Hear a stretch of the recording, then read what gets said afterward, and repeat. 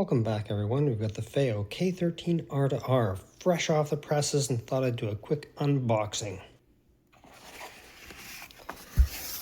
Lovely wrapped in plastic. Warning, plastic bags can be dangerous. God, better be careful. We got danger everywhere. Don't eat this. Look at this lovely unit here. It's got a little window into its sole.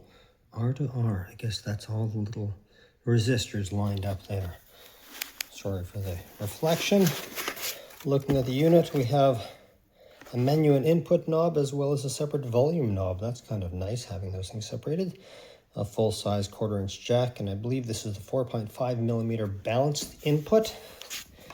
On the bottom you'll see there are some, I think it's vents coming in from the back. On the back we have, look at that, balanced outputs, and it looks like open this up here, two separate RCA outputs. So you could actually drive 3 separate devices with this. That's astonishing. We've got USB in, and I think I spotted over on the side here. Yes, look at that. There's another USB in jack over there. So depending upon how you want to configure your wires, for example, on a desktop, you could have it running from the computer on the right over to this unit on the left. That would work quite well.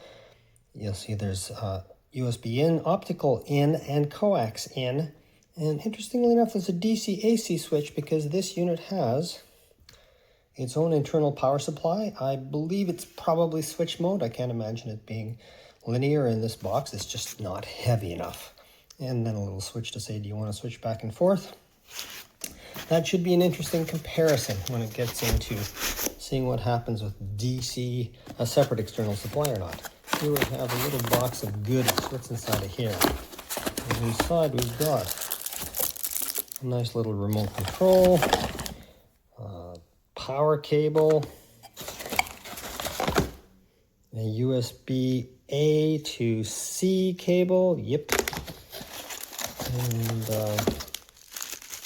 an adapter so that we can convert from 3.5mm mini jack to the old-fashioned full-size jack, and more of these lovely chewy silica gel things. I'm going to be comparing the K13 R2R against the K11 R2R, which I did review earlier. This one has the same 2 outputs in terms of the headphones, just one knob to control everything, which is not nearly as convenient, a single set of RCA outputs, and does absolutely require an external supply. The K11 came with a switch mode supply that I didn't think sounded very good. I then tried this other lovely supply that I got from AliExpress, 12 volts, linear supply with an R-core transformer and shunt regulator inside, which did elevate the K11 a little bit higher. Still not fantastic, but definitely an improvement. I'm curious to see how the K11 compares to the K13. I'm going to start with the K11 versus the K13 using their stock supplies. We'll see how much of a boost the K13 is itself out of the box. Then I will try the better external supply on the K11 and see if that elevates to be as good as the K13. And then I'll probably even try the K13 with this same external supply and see how that works out. Should be a fun time. Stay tuned if you want to watch all of the fun and frivolities going forwards. Love it if you both liked and subscribed. Of course, if you hit the notification bell, you might actually see the thing when it appears. Hope you're having yourself a great day. Talk to y'all later.